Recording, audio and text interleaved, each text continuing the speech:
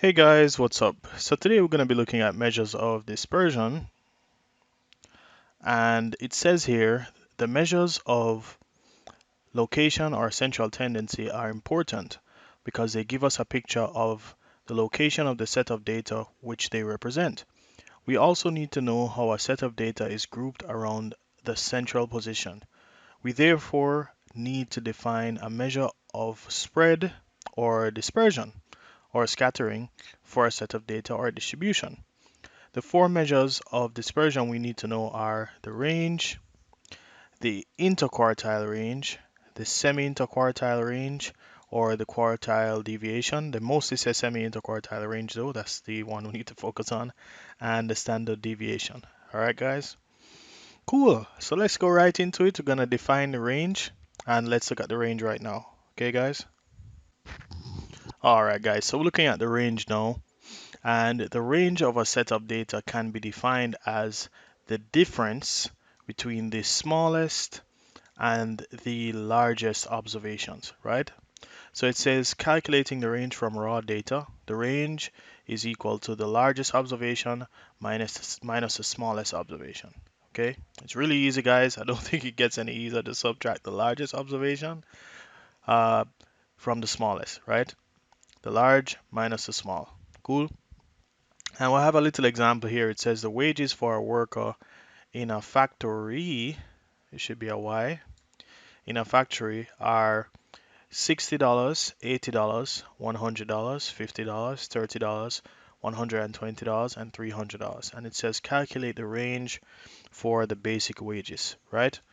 So the first thing we actually need to do, guys, is we need to put this in ascending order because it's actually all over the place.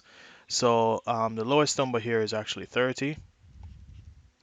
Then we're gonna put the next one, which is 50. Then the next one, which is 60.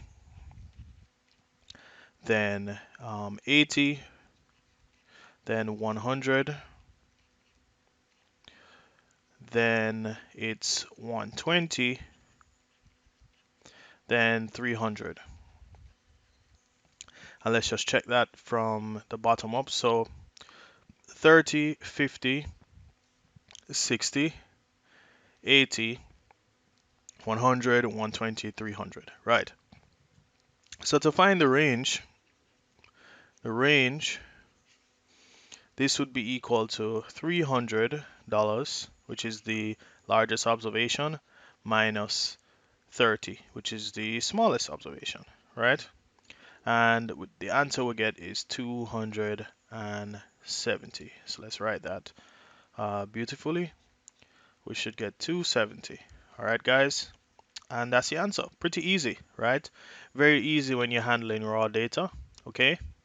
So let's look at the range now, and let's look at the range when we're handling ungroup data. Okay, guys?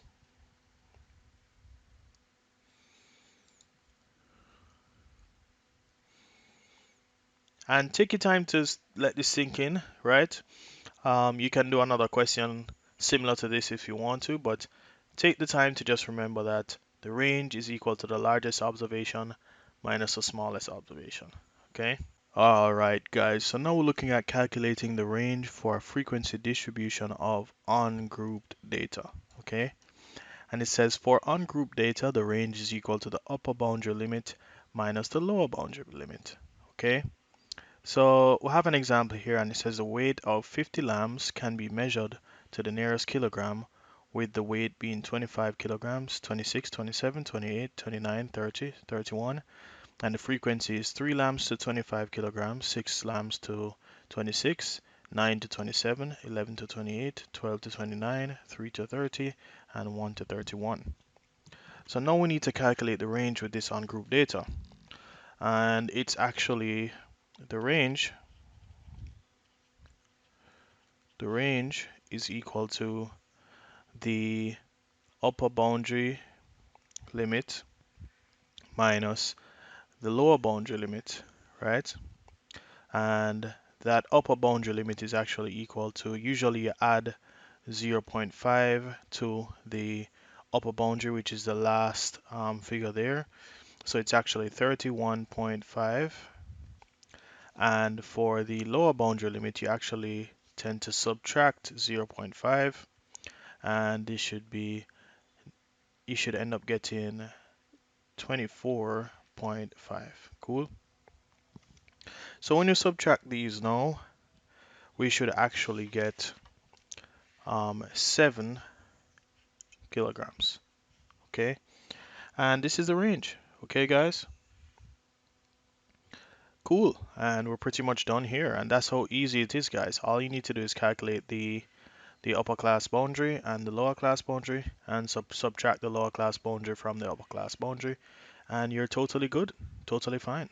All right. So now that we finished the range, we can actually move on to the interquartile range and the semi-interquartile range. Okay, guys? That's it, and I'll see you in the next lecture, and remember to do your best, and God will do the rest.